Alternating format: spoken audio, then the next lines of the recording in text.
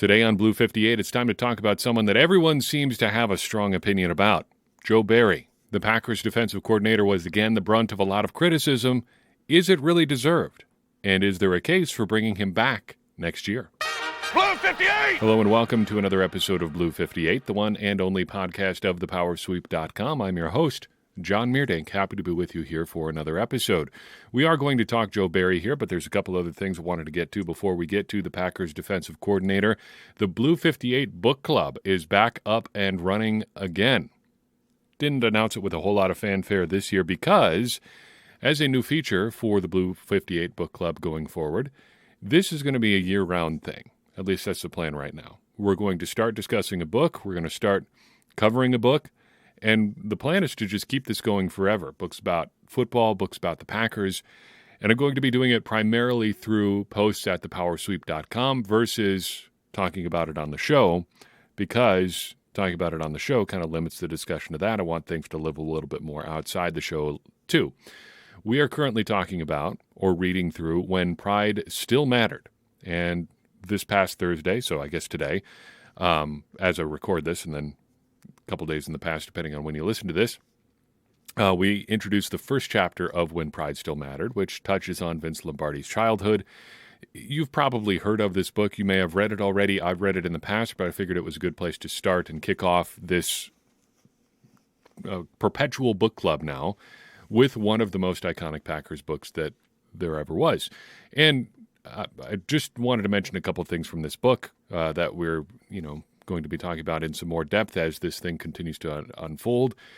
I think you really see in When Pride Still Mattered how Vince Lombardi became who he was. Now, I'm reading ahead so I can have stuff written up every week. I'm already at his point at the time when he's at West Point. But looking back, you can really see the formation of Lombardi as a person, not just as a football coach. And the influence of his parents was huge on his life, just in terms of who they raised him to be. And a lot of that boiled down to religion. He went to a Catholic, elementary school, grade school, high school type thing, taught at a Catholic school. And just it was a definition of who he is, and his kind of structured, habitual, I guess, religious devotion to his faith defined who he was as a person and who he became as a football coach. And I think stuff like that really comes through in this book, especially the early portions. And from there, you really see the formation of Vince Lombardi as a person. And that, I think, is something that we sometimes miss in covering modern athletics. Who you are as a person affects a lot of who you are as a coach, as a player. And that stuff begins forming pretty early on, and you can really see that in When Pride Still Mattered. And I'll share more nuggets like this as we continue to go throughout the book. But if you are interested in following along, continue to follow the posts at thepowersweep.com. If you want to go a little bit deeper on your discussion, join us in the Discord server as a supporter of our Patreon. Patreon.com/thepowersweep is where you would do that. And you can dive into the discussion there and get more in-depth maybe than just some passing remarks on the podcast or looking over some things at thepowersweep.com. I also wanted to follow up on something from the last episode, a very important coaching decision that was made by Matt LaFleur that we really didn't dive into. Scott Westfall writes in after the podcast went live earlier this week.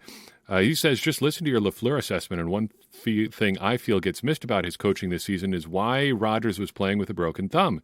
Either Love is terrible and Rodgers with a broken thumb is better, which is not awesome, or Matt LaFleur won't take charge and make the hard personnel calls and lets others decide. That's a problem, and that seems evident with his early offensive line lineups, the limited time Wyatt saw the field over Lowry, and, of course, kick returns. Why do you think he let an injured and poorly playing Rodgers play versus putting Love in? To me, that's the biggest coaching snafu of the season. Good question. Good follow-up for me, and I did want to spend a little bit of time on this. So this is a big decision, I think, for LaFleur. Is it a decision he really had an opportunity to make? Matt Schneidman of The Athletic recently took a similar question to this in a mailbag column, and I thought his answer was a good summary of the issue here. He says, regarding the broken thumb / not playing Love, I don't think anybody is going to tell Rodgers he's not playing if he's technically healthy enough, whether they think Love gives them a better chance to win or not. That's the standing, at least in my eyes, that Rodgers has in the organization. I tend to agree with Matt there, and I think that is kind of the summary of the issue. It can be true that Aaron Rodgers is going to play, whether or not it's the best thing for the team or not, and also be true that that's a huge cop-out by the organization. Because even if Rodgers is making the most money, even if Rodgers is the most important player on the team, he's still a part of the team. And the team has to come before Aaron Rodgers' pride, I guess. And I think a lot of people would say ego there, and that can be a positive and negative thing. But I think we can't forget that Aaron Rodgers does have a lot of pride, as every football player does, in what he has accomplished and what he is putting himself through to be out there on a week-in, week-out basis. It's not an easy thing to play every week in the NFL. And Rodgers has a long history of playing through injuries. We've talked about it before, but his calf injury in 2014, that severely limited him that year. He's had 2 broken collarbones. He had the tibial plateau fracture in 2018, a hugely painful injury by all accounts, and one that severely limited him for that season and more. He has done this before, and it's important to him to be out there, both for the work that he puts in and for the work that his team puts in. But I think there needs to be more of an effort from Matt LaFleur specifically, and I guess throughout the league as a whole, of coaches trying to save guys from themselves.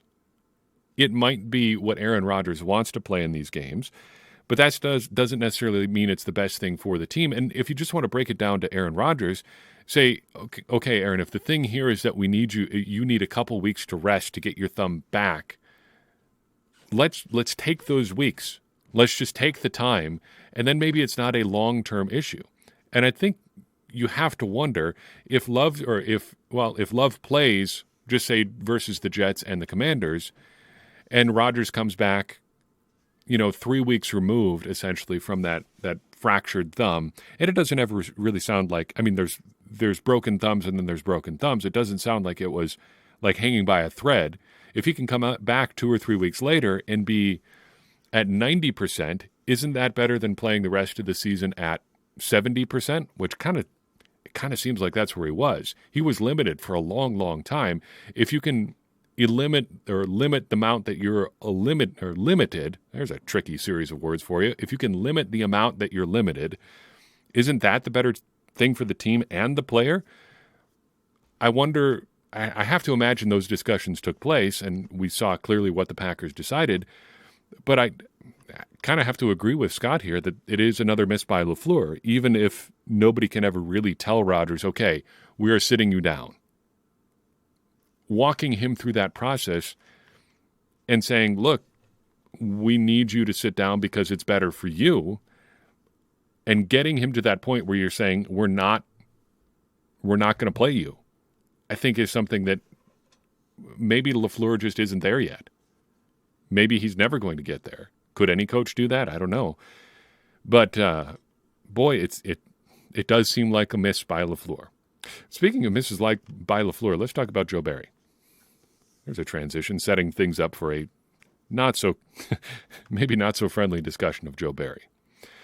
But I think that's kind of where we are with Barry, because Barry, I guess, is the biggest coaching decision we've got on LaFleur in a lot of ways. He is his highest profile hire from outside the organization. He's the highest profile hire that he really didn't have a super long connection with before. Compared to Adam Stenavich, Joe Barry's a relative newcomer in LaFleur's career. Stenavich goes back to when Matt LaFleur was in Houston, and Stenavich was there as a practice squad player. That's in 2008 or so. They have a long relationship together. Barry only dates back to, what was it, when LaFleur was in Los Angeles, 2017, 2018? So it's been a while, but they've been coworkers most of that time since then as defensive coordinator and head coach too. Barry bears the brunt, I think, of a lot of criticism that maybe should be going to Matt LaFleur instead. And I think we'll get to why there in a second, but let's talk about Joe Barry through a series of questions. First, and perhaps most important question, How was the defense in 2022? You've got raw numbers and you've got advanced numbers. Scoring-wise, 17th in the league. Right practically smack in the middle. Averaging 21.8 points per game allowed. In yards, they were 17th. Takeaways, 12th. Trending up, but not quite as good as they were in 2021, and we'll circle back to that too. First downs allowed, just 10th.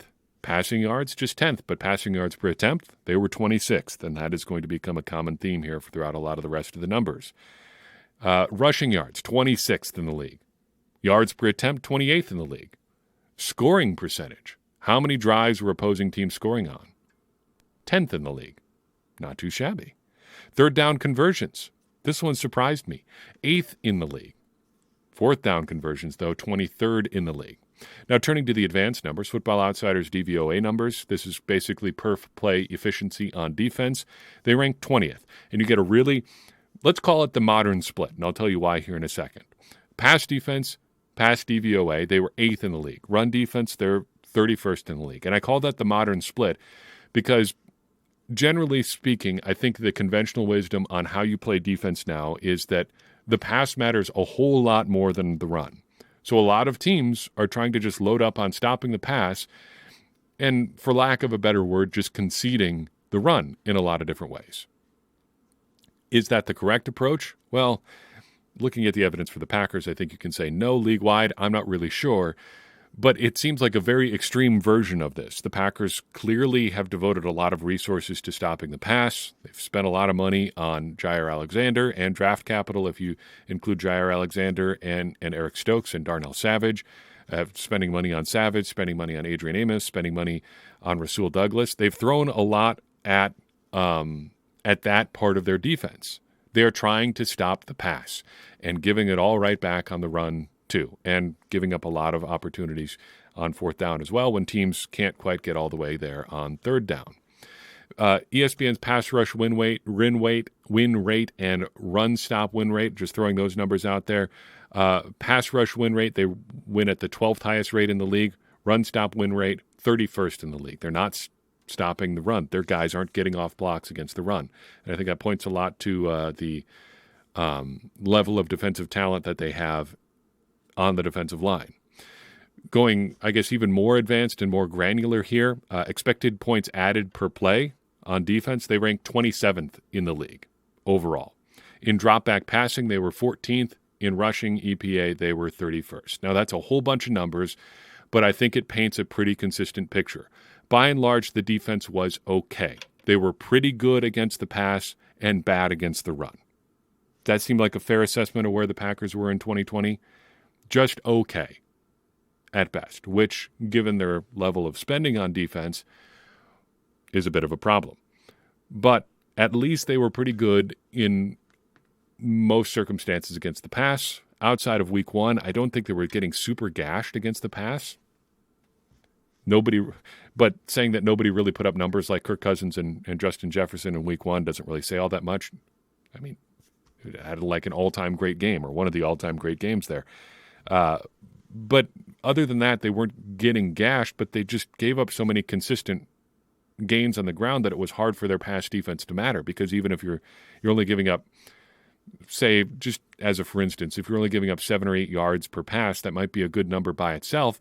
But if you've already given up 5 yards on first down on the ground, that's just an automatic first down. It's a bit of a problem. Compared to 2021, this is when I think people start to have issues with Joe Barry, because scoring per game is almost identical. Their league rank was 13th, which was better than 2022, but they gave up the exact same number of points, like to the exact point, 371 points allowed on defense 2 years in a row. What are the odds? But they gave up 21.8 per game, so no real change there. Ranking changed, it's just the league changing around them a little bit. Other defenses got better than the Packers, which I guess might be a recurring theme here too. Yards allowed, they were at 9th last year, so a significant drop. Takeaways, 8th to 12th. Yep, significant drop there too. Their first downs allowed improved from 13th in 2021 to 10th in 22. Passing yards stayed the same. They were ranked 10th in 21, 10th in 2022. Yards per attempt was much better in 2021. They were 5th in yards per attempt allowed last year. That dropped to 26th in 2022.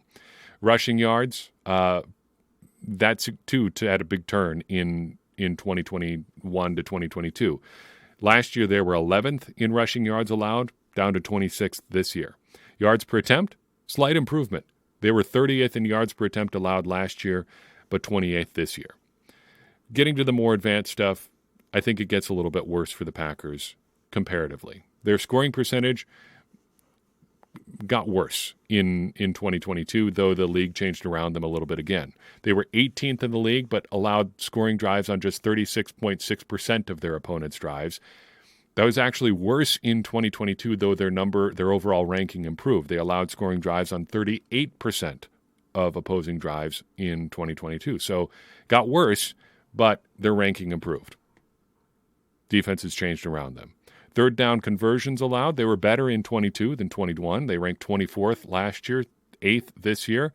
Their fourth down defense, though, much better in 21 than 22. 7th in 21, 23rd in 2022. Overall, I think the defensive picture was about the same. They were 22nd in DVOA last year, 16th against the pass, 28th against the run. Ballpark, those numbers are pretty similar, though the pass defense much better this year, which I don't think I would have guessed.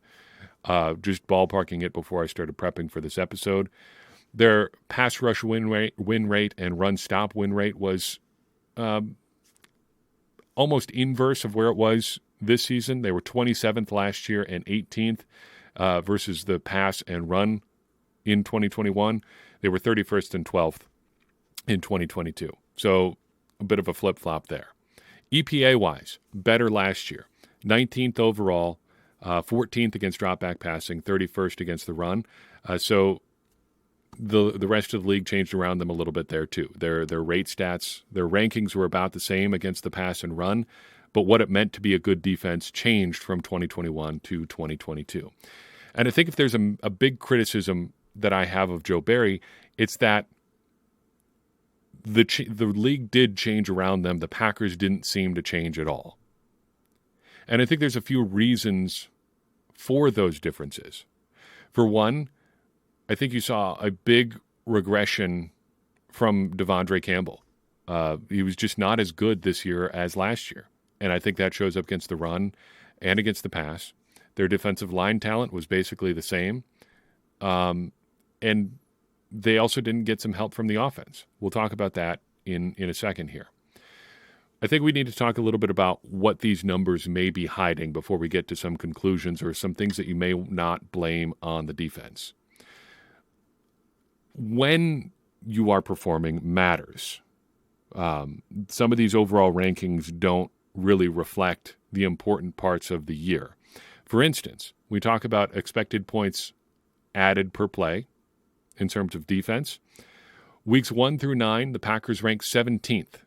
And weeks 10 through 18, they ranked 28th.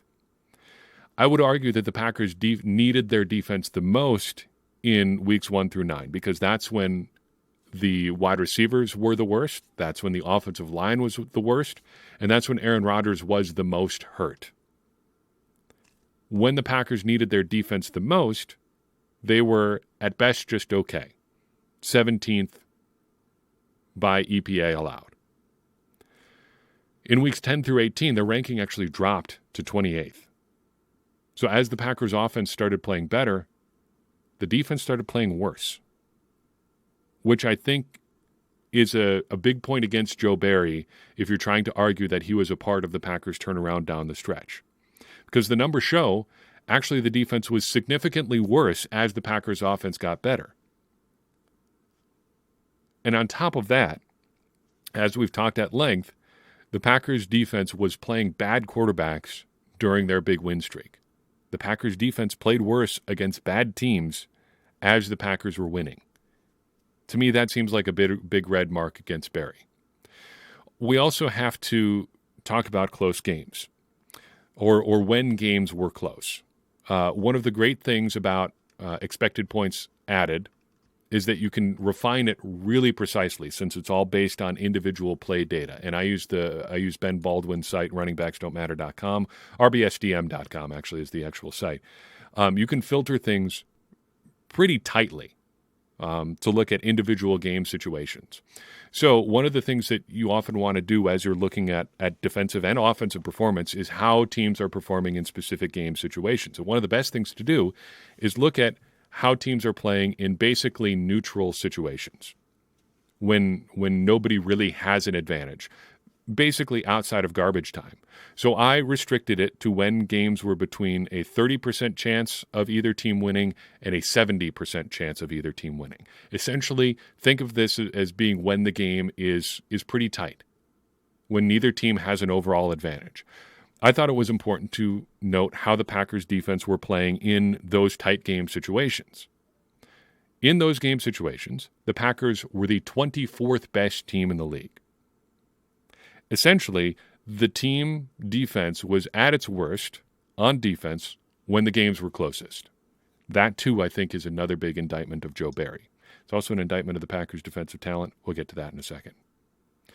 If you also want to throw a couple situational examples out there, and I'm sure there are more, the Packers gave up 24 points to Bailey Zappi this year. Patriots starting quarterback gets hurt. In comes Zappi. He gives the Packers everything they can handle at Lambeau Field. Packers have to win in overtime. That should not happen. I think you could also be critical of the late-game defense against the Lions. I think overall the Packers' defense was pretty good against the Lions, looking back on it a couple times. I'm talking about the Week 18 game.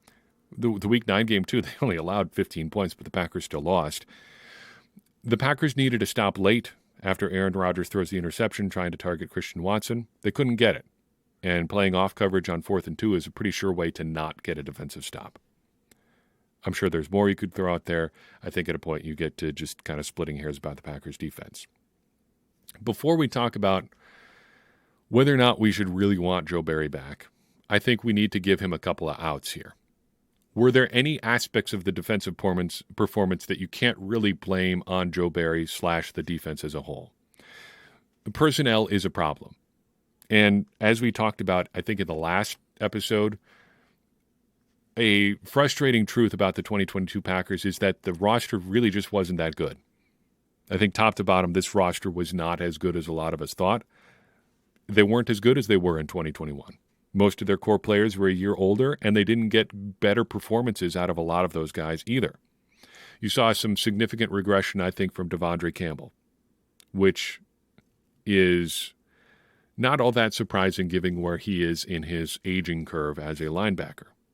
For a guy whose calling card essentially has been size and athleticism, as that athleticism wanes, what do you have as a player? Rashawn Gary's injury is a significant factor for the Packers defense too. Because, normally I don't like to put a lot of credence into, well, they were hurt. Yes, that is true, but everybody's hurt.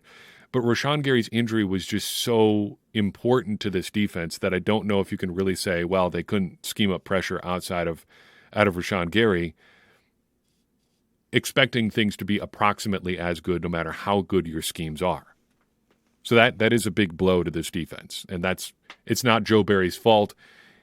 If you were relying on Rashawn Gary that much, okay, maybe you can have some criticism there. But again, I don't think that's Joe Barry's fault either, that he doesn't have the horses at edge rusher beyond Rashawn Gary is not really a Joe Barry problem. You can also point to the defensive line just being bad. He can only play the guys that he's got. And when Brian Gutekunst thinks that Dean Lowry and Jaron Reed are key parts of an NFL defensive line, there's really only so much that Joe Barry and Jerry Montgomery can do to counteract that. The defensive personnel was not great. They spent a lot of money on it, but a lot of it wasn't very good. There are also some reasons to think that the Packers defense performed poorly because the Packers really weren't playing very well in complementary football this year. The Packers offense did not do a whole lot of favors for the Packers defense. To that end, the Packers defense had the 19th worst starting field position of any defense in the league on average. Teams were starting their average drive from their own 28.8 yard line, 28.9 yard line. The Packers essentially were giving up. If your average team has about 10 drives a game, the Packers defense was essentially down 40 yards already just on an average drive. San Francisco, just for comparison, was number 1 in the league. Their average drive started on the 25.3-yard line. Compared to 2021, the Packers defense saw a significant drop there. They had the 8th best opposing starting field position in the league in 2021. They started on their own 27.7-yard line. That is, I think, a small but significant difference. The Packers offense was spotting opposing teams a lot of yards that the Packers defense was unable to really counteract. So those caveats aside, what do we think of Joe Barry? What is the case against him? I think there are 3 things that you really can criticize Joe Barry for in 2022. The first and probably the biggest one is that there was really no substantive improvement of the Packers defense from 2021 to 2022. And that is a huge problem given a couple of things. First, the Packers were already spending quite a bit of money on their defense in 2021, and that only went up after they re-signed Jair Alexander, and they re-signed Rasul Douglas, and they re-signed Devondre Campbell. The personnel was basically the same, they just paid them more. What you're saying there is we think we're good enough, we have good enough players to be a better defense with just a year, in Joe Barry's system that we didn't have before, and we're just going to improve that way and add in a couple first-round picks. They weren't substantively better from one year to the next, despite keeping essentially their core defense and then adding in some new pieces. If you're saying that the defense was going to improve just by bringing back the same group of guys and they didn't improve, I don't know who that falls on other than the defensive coordinator. Because the GM is saying the people weren't the problem. And shoot, I'll even spot you a couple more. The coaching staff is saying, okay, well, we think this guy is the coach to coach him up. And then the defense doesn't improve. Who do you point at? Who do you point at? I think it's got to be Barry. So if you're criticizing the Packers defense for not getting better from one year to the next, all the people were the same. They added in some new pieces. They kept the same coach. What is the conclusion here? Secondly, I think you should have some real concerns about their personnel management. Devontae Wyatt is the first example that comes to mind, but he's not the only one. I mean, you couldn't get him off the bench to save his life for a lot of the season. Now, some caveats there. There were some small injuries. He did have to miss some time in the middle of the season because he had the birth of a child. But even so, the Packers defense and their defensive coaches did not get Wyatt up to speed quick enough. Whatever the reason was, they didn't get him out there. And we saw when he did play late in the season that it was pretty good. If it took you that long to get him up to speed and you can't exclusively point to injuries, I think some of that falls on the coaching staff too. Then finally, this may not be the best example because I am not a tape person. I have not dived deep enough to have a formative opinion on this, but I've read enough from people who I do trust and have seen enough analytics to say that Joe Barry runs a pretty static, unchanging scheme. It really didn't change at all until late in the year, by which point it was functionally too late for the Packers to really save their season, as we saw with one game knocking them out. I mean, they lost one game in the last month and a half of the season, and that was enough to kill them. I was unable to find the source back, but I read an article towards probably the 3/4 mark of the season where they were talking about the analytics that showed player movement on defense by alignment and showed that the Packers defense ran basically the most play-in, play-out static scheme in the NFL. Guys were just going out, lining up in the exact same spots, play-in, play-out. And compared to the rest of the league, there was just a wide gap. The Packers just weren't trying anything different and were yet still surprised when they got the same results. Again, I don't know where you lay that blame other than Joe Barry, the guy who says, I don't really know how we fix this either in a press conference. So I think it's pretty well established by this point that I'm not a big Joe Barry fan. What do we do then? What is the case for bringing him back? First, I think you say continuity. This is a bad argument but I think it's pretty much the only one you can really lead off with if you're trying to say, okay, here's why we need to bring Joe Barry back. You say, we're going to stick with this guy. We're going to be in year 3 of this scheme. We're going to have everybody up to speed. Eric Stokes is going to be back. Darnell Savage is going to be in a new role. We're going to upgrade at safety. We're going to have Quay Walker in year 2. We're going to have Devontae Wyatt in year 2. We're going to have Rashawn Gary back from ACL. It's going to be better just because we're bringing all those pieces back. I would be more convinced by that argument, which I'm not sure is a good argument at all to begin with, if we didn't already do that once and get basically worse or stay the same from where we were in 2021. If you're arguing for continuity, it would be a lot nicer if we hadn't tried it once already. But you can also argue that they're going to get improvements from young players. That would be the internal narrative I would run with if I was saying, okay, we need to bring Joe Barry back because he's going to be able to work with the young guys. And I think there is some merit to that. Eric Stokes got off to a really bad start in 2022, but I think they were working with their defensive backs and using them better by the end of the season. He still has all of the physical talent you could hope for. He can still run like a deer. He's still got good size. I don't think he's a lost cause. I think you can get some improvement there. Darnell Savage did seem to improve when you put him in some better spots in 2022. Rashawn Gary, scary as it may seem, I think was still improving through 2022, right up until when he got injured. Quay Walker, I think, got better over the course of the season, though the ejection stayed relatively the same. Devontae Wyatt obviously improved as the season went on. If you're Joe Barry, you're saying, look, I really want to work with these young guys. I think I can get a lot more out of this defense when we've got year 3 Stokes, year 2 Quay, year 5 Darnell Savage, year 2 Devontae Wyatt. I mean, if I'm Joe Barry, I'm saying that's the core of my defense in a lot of ways. That's my, if nothing else, my core second tier of guys. You layer in Jair Alexander and Rasul Douglas and Rashawn Gary and Preston Smith and Kenny Clark on top of that, maybe add some more defensive line talent. I should be able to put together a pretty good defense. If these young guys that are not my stars but are like my second line improve, and I think I can help them improve, I think we'll be better in 2022. That's what I would say if I'm Joe Barry. But I think there may be another person we need to really think about here as a voice on defense, and that's Matt LaFleur. Because looking at Joe Barry, I wonder if it really isn't just Matt LaFleur kind of running the defense. Because look back at the Joe Barry hire. We've criticized it for many other reasons, but let's just lay out the bare facts. He did not have a long history of schematic innovation. He was hired in Detroit to run the Tampa 2.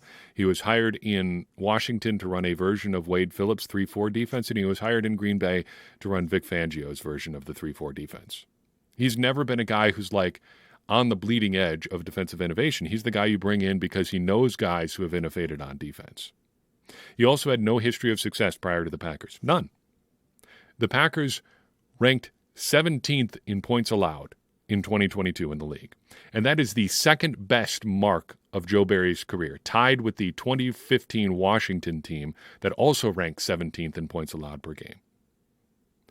The only other season he's been better than that was in 2021 with the Packers when they ranked 13th in scoring defense. He has literally never coordinated a good defense.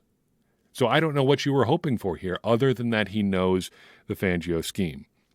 On top of that, we see that Joe Barry has never really hired or attracted outside talent either. Look at the Packers' current defensive assistants. Jerry Gray, the defensive backs coach and pass game coordinator. He is a holdover from Mike Pettin. Jerry Montgomery, who is the defensive line coach and run game coordinator. He is a McCarthy holdover. Ryan Downer, the safety coach, is a Pettin holdover. Kirk Olividati, the linebackers coach, is a Pettin holdover. Wendell Davis, one of the quality control coaches, is a Pettin holder. The only guys that Barry has brought in are Jason Rebrovich, the outside linebackers coach, John Donovan, who is a senior analyst on the defense, and Justin Hood, who's another quality control coach. This is not, Joe Barry doesn't have his guys here, whatever that looks like. It's guys that Matt LaFleur wanted there, guys that Matt LaFleur held on from the Mike Pettin era, or even the Mike McCarthy era. Maybe Joe Barry isn't the guy that we should be mad about at the Packers with the Packers' defensive struggles, because it seems like Matt LaFleur has actually been very involved with the Packers' defense. how it's configured, who coaches it, and who that coach is hiring or retaining. Maybe we've been mad at the wrong guy all along. Maybe Joe Barry isn't a great defensive coordinator, but maybe hiring him to try to be one is the real problem that we've had here. And I think that's a slightly different criticism than saying Joe Barry isn't a guy that you should hire to be your defensive coordinator, even if that part is true. It's more that Matt LaFleur wants to be too involved in the defense. And I think that is the sign of a coach who is maybe a little bit out of step with where he needs to be as far as being a truly great coach in the NFL. Because if you're going to be involved in every aspect of your team, you had better be a Bill Belichick-level defense. Bill Belichick can be involved with the offense and the defense and the special teams because, well, for one thing, Bill Belichick cut his teeth as a special teams coach. Then he learned under Bill Parcells, one of the great defensive minds of his era, was his defensive mastermind. And then he's had the time to pick up and learn how to develop an offense and have one of the great quarterbacks ever to run it. He has learned all this stuff and been involved in different areas. Matt LaFleur doesn't have that experience, but he's trying to be involved, I think, in these areas too much. And I think that is where my ultimate criticism on this has kind of worked out. Because as I worked through prepping for this episode, boy, I came away a little bit conflicted. Yeah, Joe Barry hasn't been great, but some of the numbers do look okay. And, looking at stuff like the coaching staff, what has he really been allowed to do anyway? Were you just bringing him in because he had a copy of Vic Fangio's playbook? And he was a good hang? I mean, more and more it seems like, yeah, that was the decision. And so I think all of this, the longer and longer it goes, just reflects more and more poorly on Matt LaFleur. Because Joe Barry has been the guy he's always been. A guy who can run somebody else's scheme and peak at a middle-of-the-league defense. And if you knew that going in, that's kind of on you, isn't it? Thinking out loud at this point, but maybe we need to do the Matt LaFleur episode over again. That's all I've got for you in this episode of Blue 58.